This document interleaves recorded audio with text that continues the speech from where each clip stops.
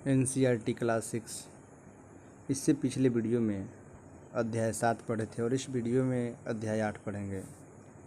अध्याय का नाम है खुशहाल गांव और समृद्ध शहर। लोहार की दुकान पर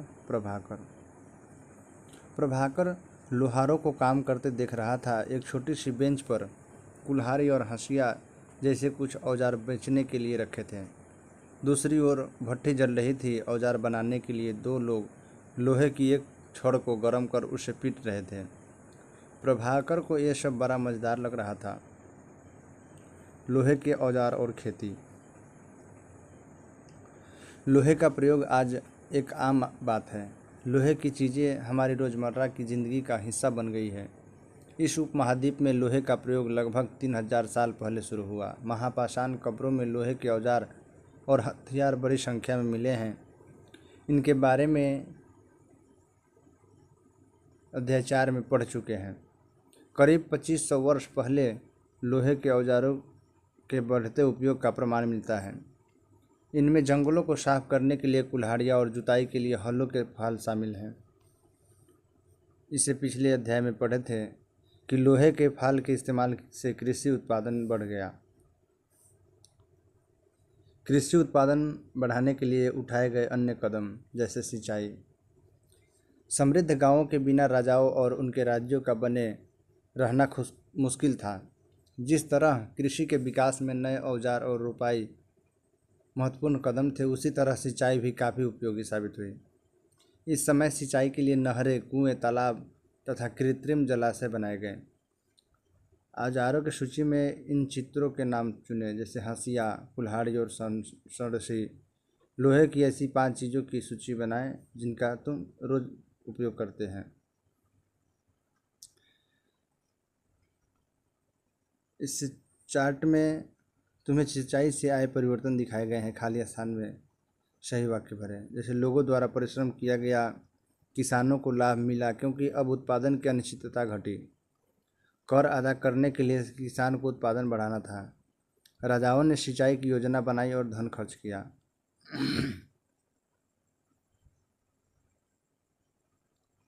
गांवों में कौन रहते थे?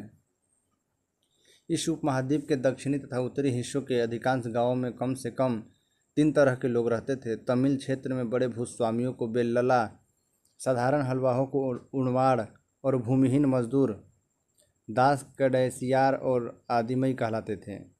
देश के उत्तरी हिस्से में गांव का प्रधान व्यक्ति ग्राम भोजक कहलाता था।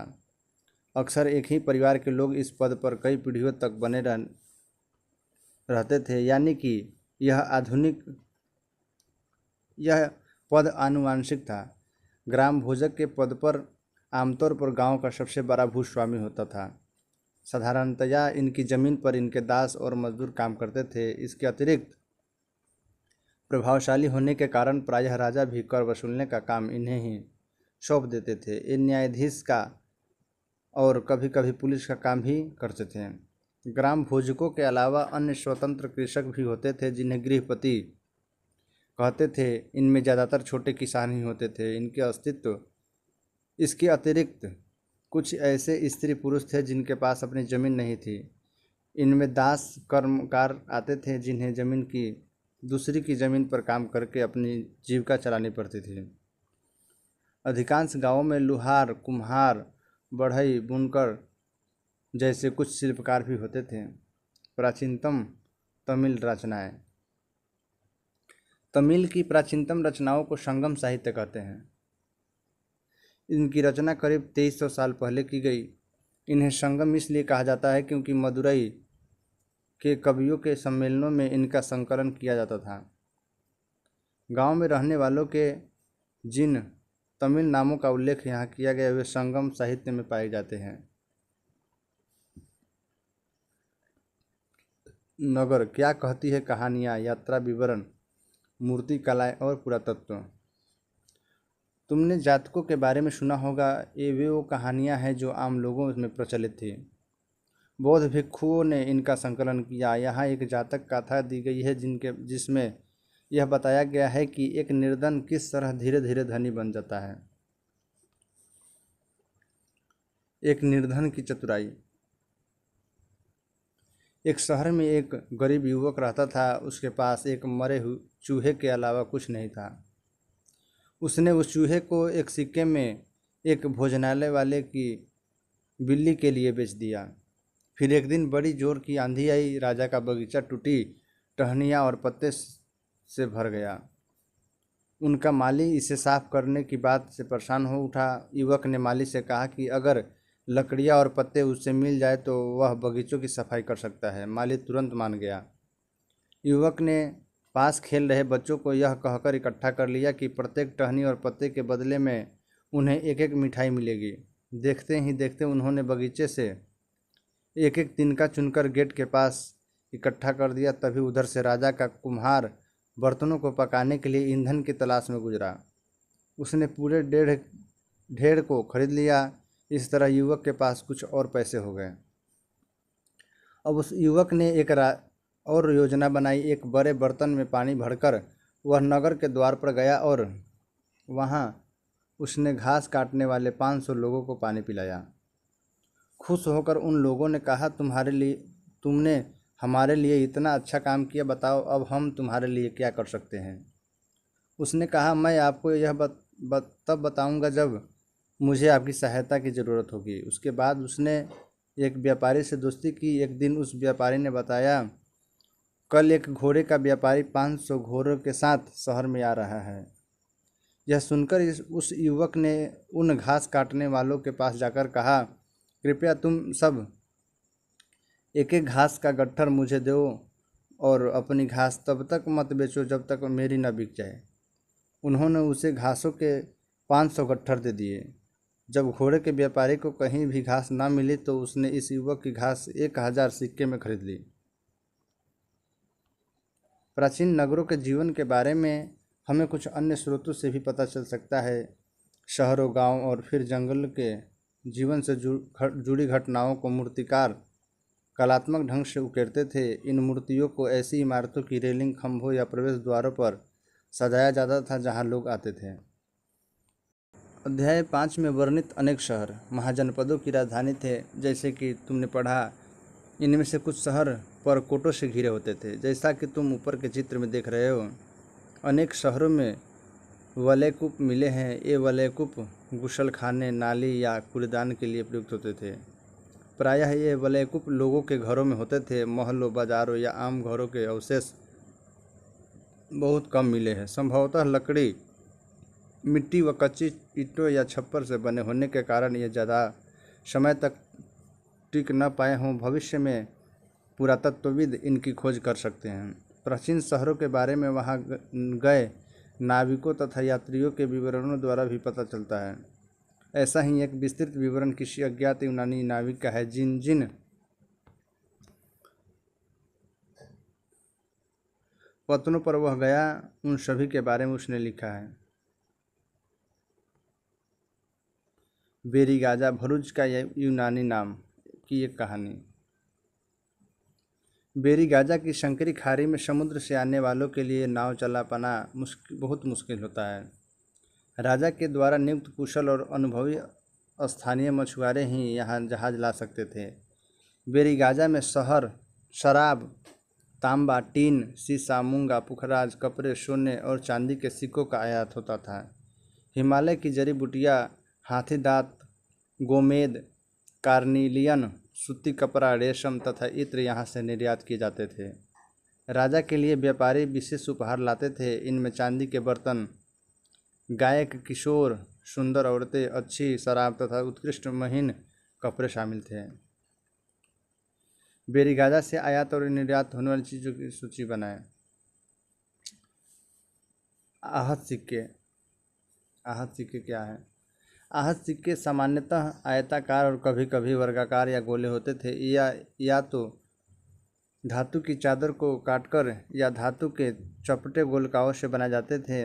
इन सिक्कों पर कुछ लिखा हुआ नहीं था, बल्कि इन पर कुछ चिन्ह ठप्पे से बनाए जाते थे, इसलिए आहत सिक्के कहलाए। ये सिक्के उपमहाद्वीप के लगभग अधिकांश हिस्सों में पाए जाते हैं और ईसा के आरंभिक सदियों तक ये प्रचलन में रहे। सिक्के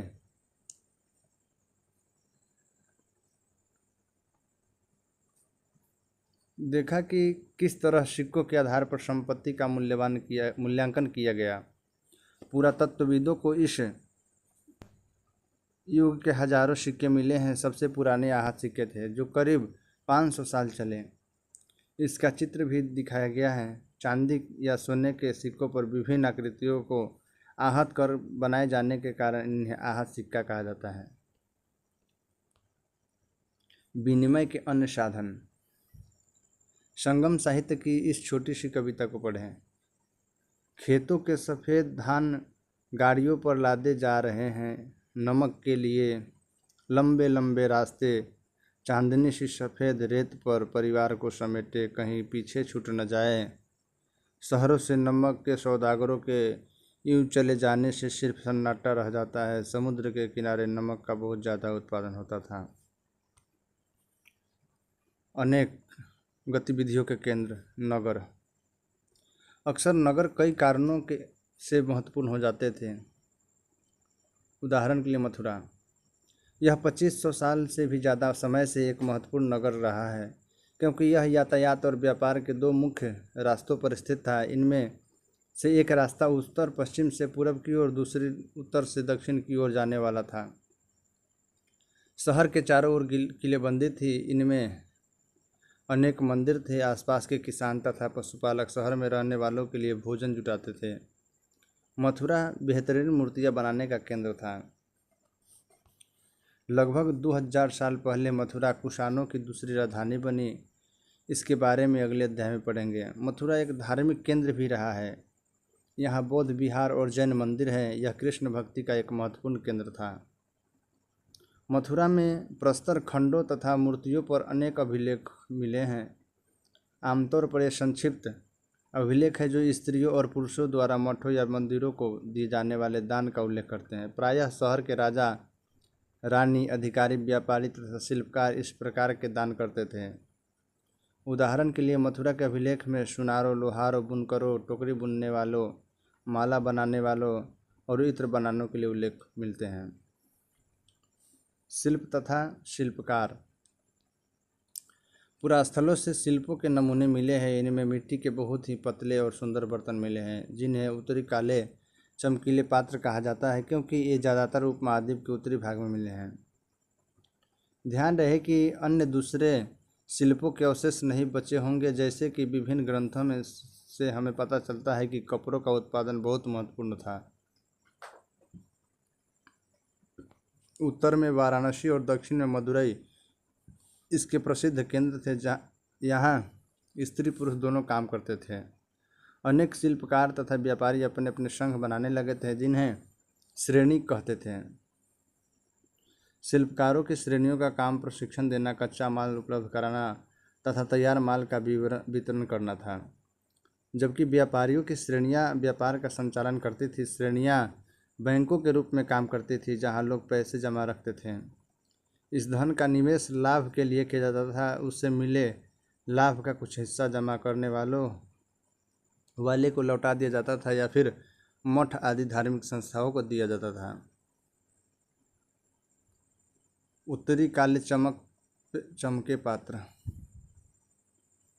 एक कठोर चाक निर्मित धातु की तरह दिखने वाला तथा चमकदार काली सतह वाले पात्र है। इसे बनाने के लिए कुम्हार मिट्टी के बर्तनों को भट्ठों पर उच्च तापमान पर रखते थे, जिसके परिणाम स्वरूप इन बर्तनों की बाहरी सतह काली हो जाती थी। इन पर एक पतली काली लेप भी लगाई जाती थी, जो इस बर्तन को शीशे जैसी चमक प्रदान करता था।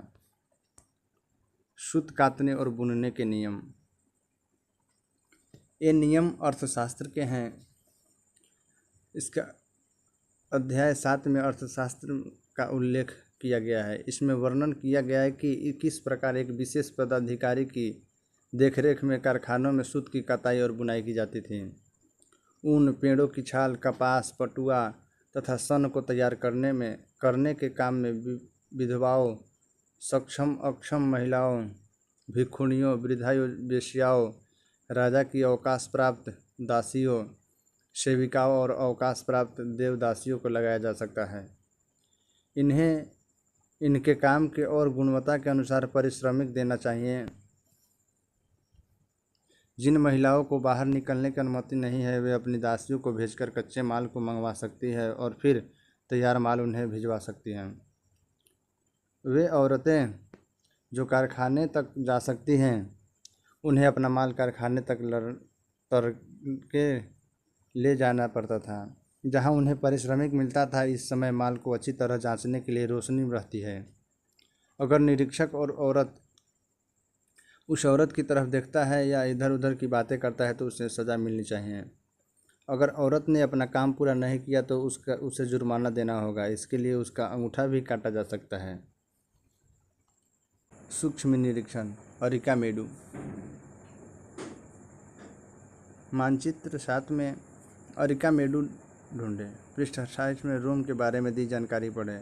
लगभग 2200 से 1900 साल पहले अरिकामेडू एक पतन था। यहाँ दूर दूर से आए जहाज़ों से सामान उतारे जाते थे। जहाँ ईंटों से बना एक ढांचा मिला है जो संभवतः गोदाम रहा हो। यहाँ भूमध्य सागरीय क्षेत्र के एम्फोरा जैसे पात्र मिले हैं। इनमें शराब या तेल जैसे तरल पदार्थ रखे जा सकते थे। इनमें दोनों तरफ से पकड़ने के लिए हत्थे लगे हैं।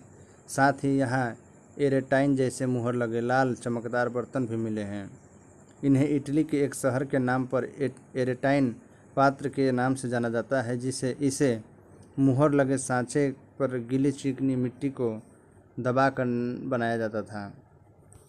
कुछ ऐसे बर्तन भी मिले हैं जिनका डिजाइन तो रोम का था किंतु वे यही बनाए जाते थे। यहाँ रोमन लैंप, शीशे के बर्तन तथा रत्न भी मिले हैं। साथ ही छोटे छोटे कुंड मिले हैं जो संभवतः कपड़े की रंगाई के पात्र रहे होंगे। यहाँ पर शीशे और अर्धबहुमूल्य पत्थरों से मनके बनाने के पर्याप्त साक्ष्य मिले हैं।